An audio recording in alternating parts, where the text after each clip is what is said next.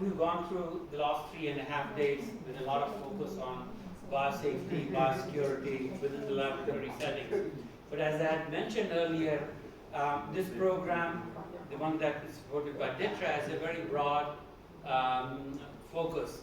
One is, of course, BSNS within the laboratory settings, but then also biosecurity and biosafety within the farming communities, because we are also very concerned about spillover from animals to animals, but then animals to humans.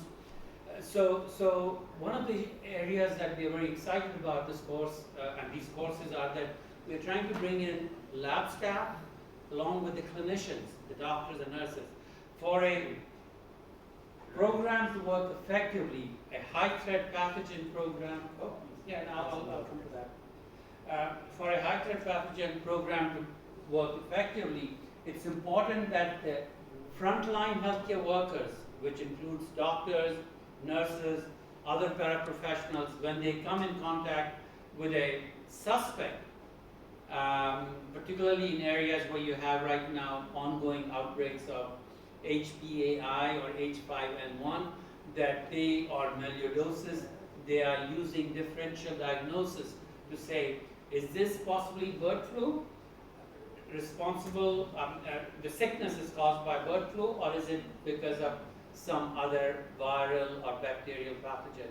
So this differential diagnosis that also Soiti talked about on Monday or Tuesday is very important, that we have the understanding among clinicians, frontline healthcare workers, to say, I think this is bird flu, we need to get order a laboratory test, or this is possibly melioidosis, not TB, because of work exposure, because when we do differential diagnosis, we look at the patient's signs and symptoms, but then we also relate it to their work, their travel history, etc.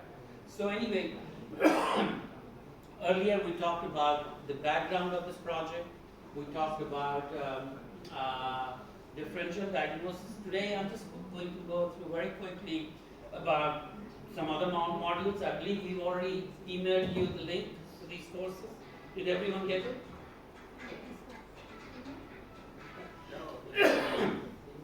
So you should have it. So as I said, this particular course, which is actually for frontline healthcare workers, has about 9 different modules. We talked about earlier about the introduction to HTP detection and diagnosis. We talked about domains, competencies, and proficiencies. We talked about differential diagnosis. I'm going to walk through 1 or 2 clinical guidelines along with Soiti. But just to tell you, when we say clinical guidelines, because right now you do have clinical guidelines for avian and bird flu, but they are like a little older. There may not be clinical guidelines for melioidosis. Do you think we have clinical guidelines for melioidosis? No. Right? Not yet. Yes. For the lab or for the management, case management in the field?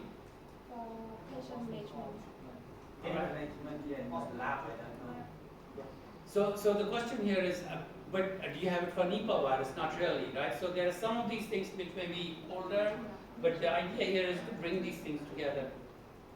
So in our module, we cover anthrax, Q fever, because as I said, in the NAFRI surveillance, slaughterhouse surveillance, you're picking up some cases or antibodies of Q fever or some of the other diseases.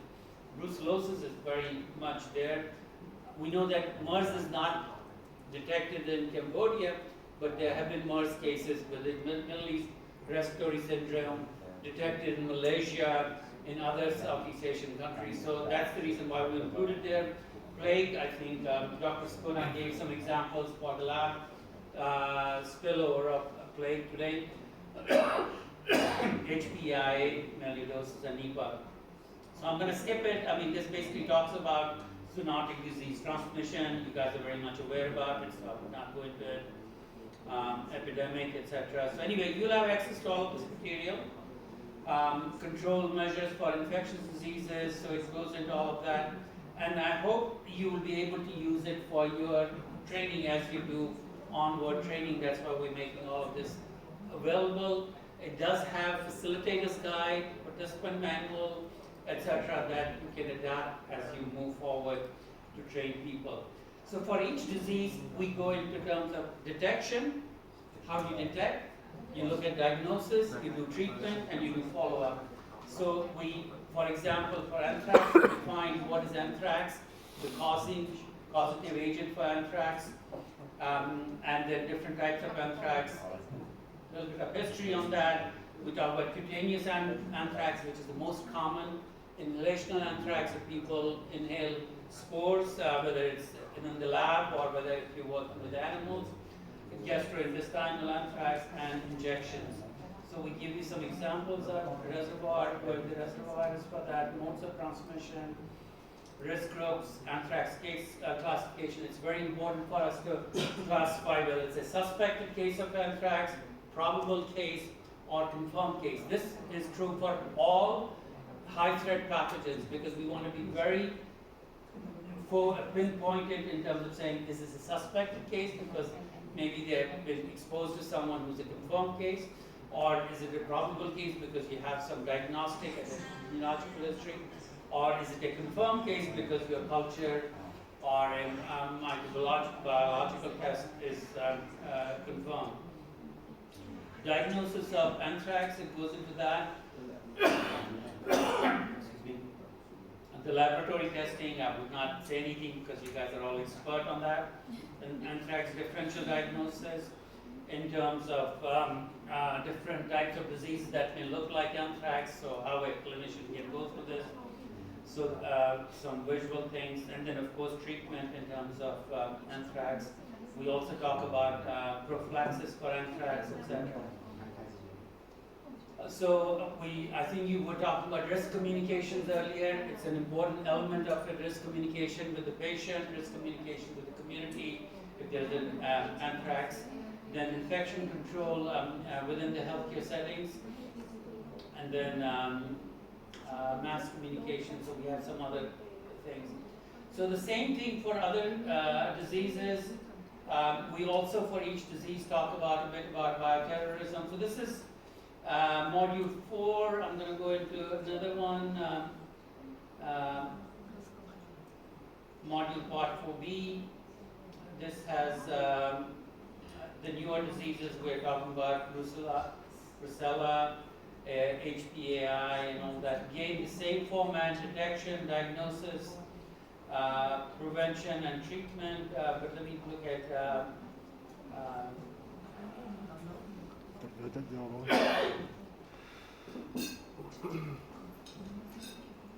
So this is HPAI. So this basically goes into the transmission of HPAI from the wildlife through agriculture into humans. Now we've had, I think globally, about close to 1,000 or so cases that have been notified with outbreaks. Since 2003, over 900 cases of H5N1 have been diagnosed in 24 countries with case fatality ratio of 51%. And 72% of those have been notified in Cambodia with a case fatality of 59%, so very close to the global thing. So HPAI is a severe form of avian influenza caused by highly virulent strains of influenza A virus, H5 and H7 subtypes. Transmission in birds, symptoms in birds, then we go into the transmissions to humans, how humans can be exposed to H5, HPAI. So we've got some nice description for this. Then control measures, surveillance and early detection is very important. Biosecurity, I think before H5N1 transmits to humans, we want to make sure there are biosecurity measures within the farms. So farmers and bird handlers must implement stringent biosecurity measures to prevent the introduction and transmission of the virus on farms. These measures include restricting farm access, regularly disinfecting equipment and facilities, maintaining species segregation, etc. And then, of course, another important part is culling infected birds. If there's an outbreak of Bird flu among chicken, you need to kill them using CO or some other humane approaches, but it should not get into human food supply. And then there's vaccination available in some places. So these are major types of HPAI. This is the epidemiology, transmission mechanisms, bird-to-bird transmission, migratory birds. As I said, wild birds are very dangerous for the ones that we are raising in poultry farms.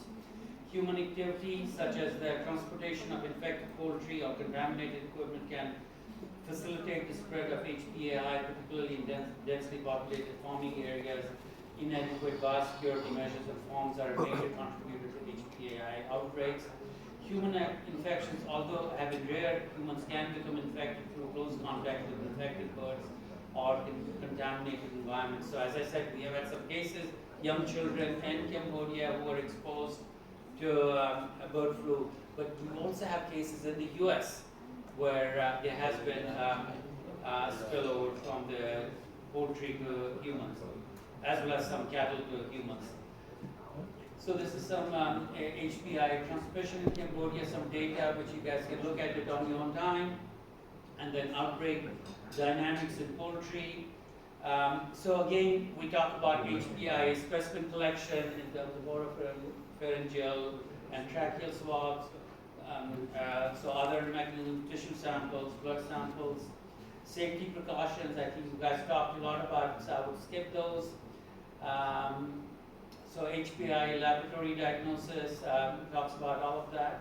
So it's the same thing with Nipah virus. We talk about what is Nipah virus, the transmission, the Nipah virus global distribution so far. Again, Cambodia has not notified cases of Nipah, but again, Malaysia had seen a big outbreak, Bangladesh had seen a big outbreak. So the question is, as I said, it's very important for our clinicians to understand signs and symptoms of these different diseases. These are high threat pathogens, so that they can, using differential diagnosis.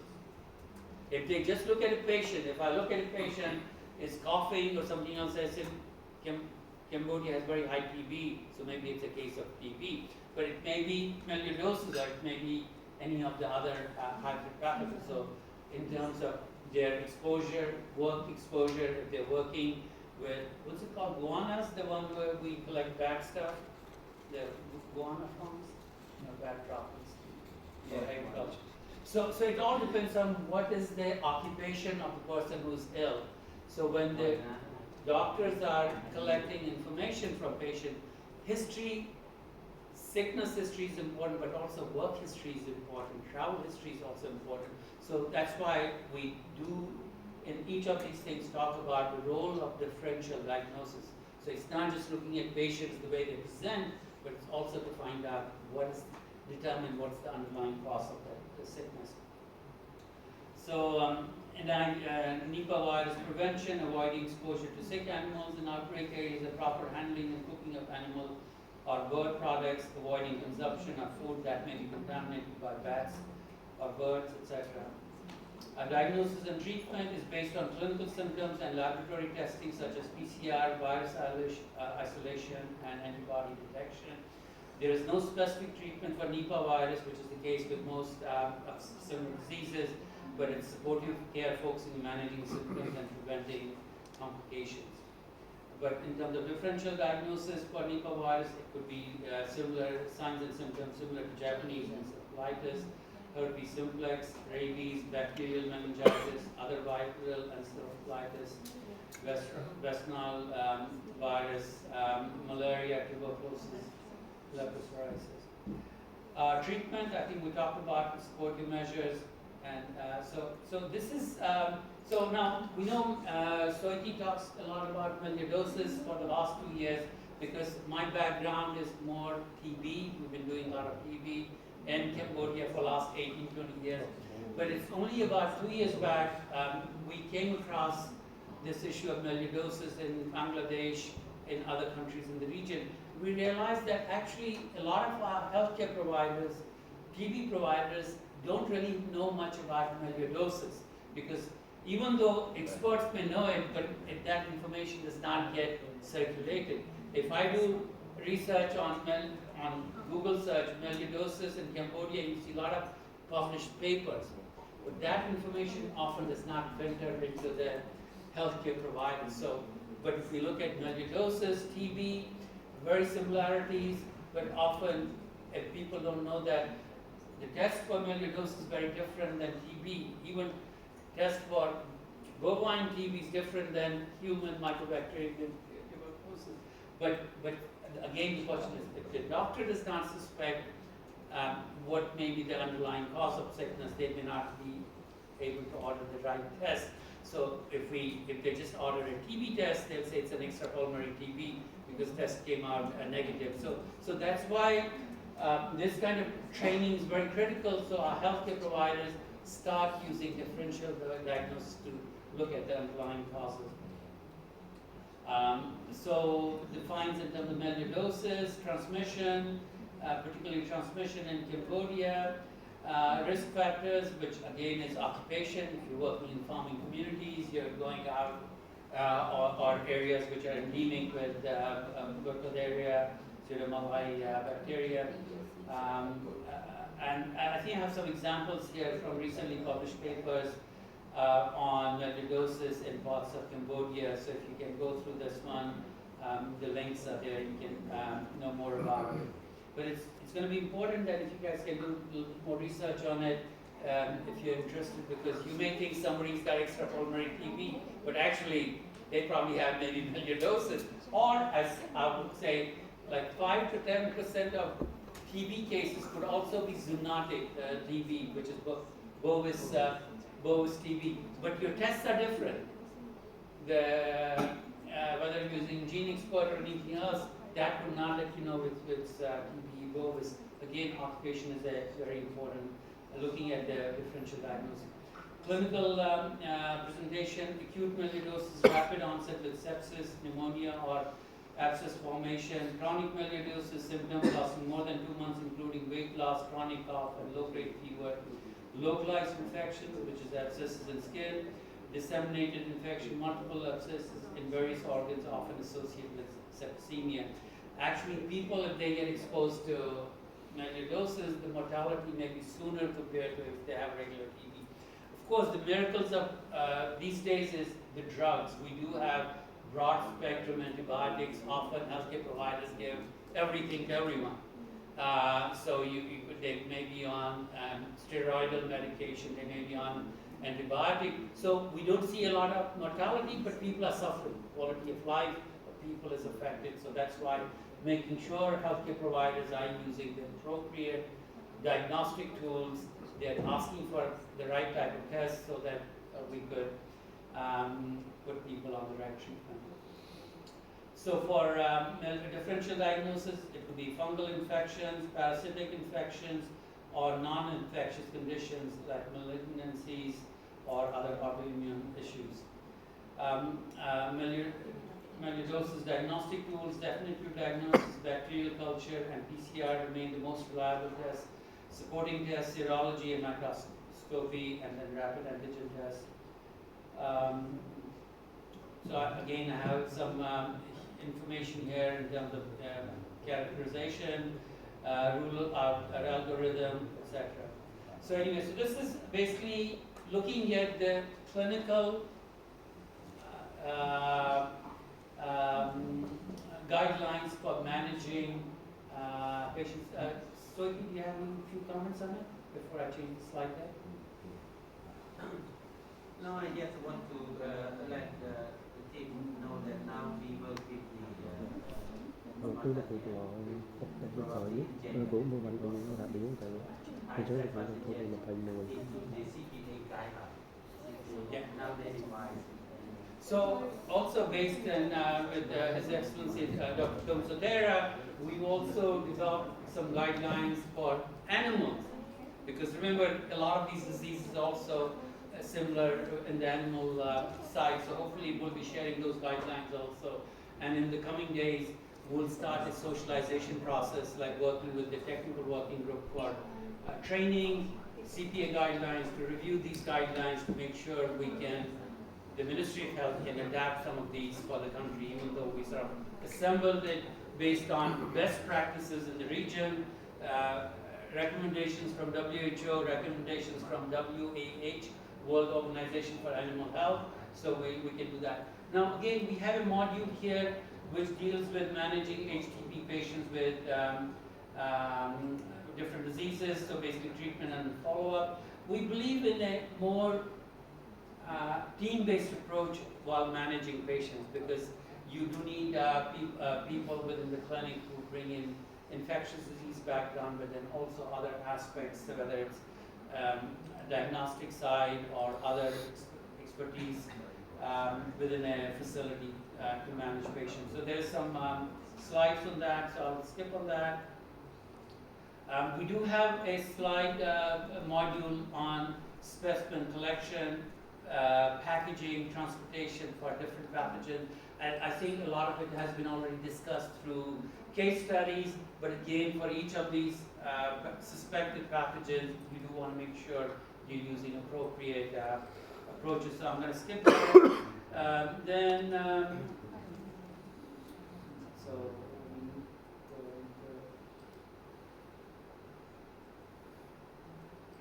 So then I do have another module which will be very important for you, developing a coordinated response to manage HTP outbreaks. So it describes here what's an outbreak, how do you set up an early warning signal for an outbreak. As you know that Cambodia, through CDC Cambodia, there is a EMS, CAM EMS that collects data from all over the country. It gets fed into the system so that a prompt response is developed. So again, this particular module goes into all of the steps that are needed for outbreak investigation, response and all that. Again, I think you discussed during case studies different elements of managing outbreaks or spillovers, so I would not go into the detail, but again, if you have some specific thoughts about it, you should be able to find information here. And finally, I'm going to go into the last module in the series is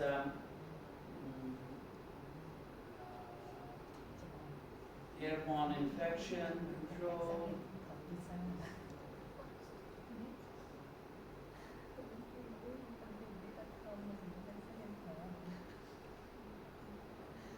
Any questions so far? I mean, I'm going very fast on this.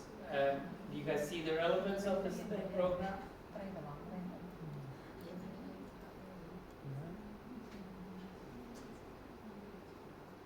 So this one is, I think, again, in the case studies as well as descriptions of BSNS, a lot of issues were discussed about IPC. So I like the statement which some old Greek philosopher who said, what is there that is not poison? All things are poison and nothing is without poison. Solely the dose determines that a thing is not a poison. So if you look at it, sugar is a nice thing, we love sugar. But if you have too much of sugar, you can become diabetic, right? It'll kill you. Same thing, there's a disease I did not talk about, tularemia. A few spores can get you down with very major sickness. Same thing with anthrax. A few spores can kill a person, as opposed to some other pathogens where you need very high level of dosing. So whether a person develops a disease depends on exposure, how much of dosing you get exposed, and how virulent that particular pathogen is. So again, I think Dr. Spillman and his team talked about transmission, direct and indirect transmission, so I would not go into it. But for us, as I mentioned earlier, our biggest issue is airborne transmission, which could be both droplet-based transmission or just airborne, which is in a congested area, people are very close, they can infect each other. So I think, again, during the case studies, you did talk about engineering controls, you talked about administrative controls. Of course, engineering control is the best way of doing it because you remove the risk, but again, it's not that easy to deal with all of those. So the reality is we still have to make sure that we are pushing general infection control measures and all that. So if we look at this particular image, whatever is airborne, these pathogens fly in air for a while, but then they settle down, which are like the larger things will settle down, and those are your droplets. But the smaller molecules stay in air for 8-10 minutes, and they're just floating around, and it could expose more people to illness. So anyway, there are some links here. If you go into the deeper, I talked about the SARS exposure in Hong Kong, where people living on a very high floor got infected of SARS because it just came through the stacks, the toilet stacks and all that. So I think we guys talked about it. So I think we talked about here in terms of hierarchy of control. So of course, eliminating that threat is the best way, but it's not that easy. But the way we look at it in terms of engineering controls are the best, then followed by administrative controls, and then of course the use of PPE. So it goes into the details about all of that. So I'm sure you guys are all very well prepared in managing infectious agents within healthcare settings. But I think as it comes to the high threat pathogens, because we're dealing with very virulent pathogens that if you get exposed inadvertently or by design or by mistake in a healthcare setting, people pay a price. You could have an outbreak and all that. But the reality is we have systems in place, but we often do not have very good monitoring systems. Because one way of finding out if there's been an outbreak of disease is looking at healthcare workers. How many health workers report of illnesses and all that. It's not that easy because people, because of various reasons, are afraid to say, I was exposed to TB because of stigma and everything else. But we know based on the research, when the medical students or nursing students join a medical institution, using TB as an example, the rates of TB infection are very similar among students and the general population. But the moment the medical or nursing students start interacting with patients, you see the rates of TB conversions among those students much higher. So we know that healthcare workers work in very dangerous settings.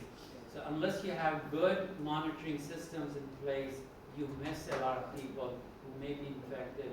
In fact, during COVID outbreak, we had a higher number of healthcare workers who were getting sick of COVID than in general population. So I think this is kind of overall thing on the HTP, case detection, diagnosis and case detection. We'll have some more training courses, more like 5-day courses on this particular topic down the road, but this was just for us to sort of link it with the BSNS course that was provided to you in the last 2 days. So again, a few closing comments?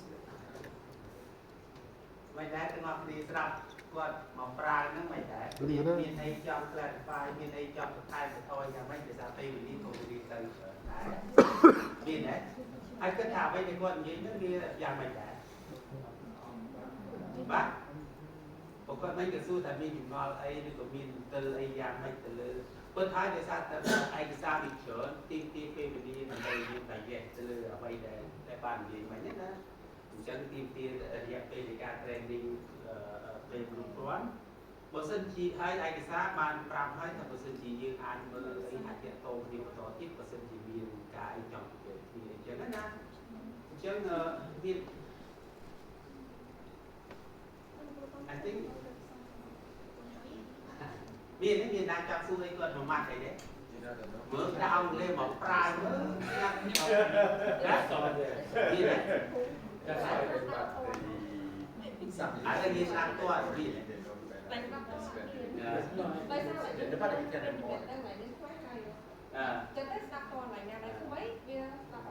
Rồi ai từ nào đấy mặt khác đấy. Nè, đây là đi chạm vô ta lòng tá đưa tay vào từ đó. À, từ lòng Để ba sĩ cáp cho em hàng. Vô tôi ăn thịt lát tôi mua nhau. Okay, same like it. Okay, you like it? Okay, thank you. Yeah, thank you. Okay. Chắc còn ai can say? Xong